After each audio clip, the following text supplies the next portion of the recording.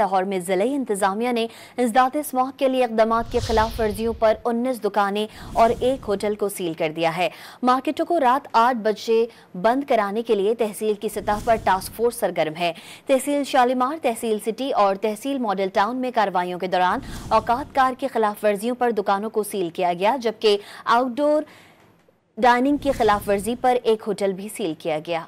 के खिलाफ वर्जियों पर 19 दुकानें और एक होटल को सील कर दिया है।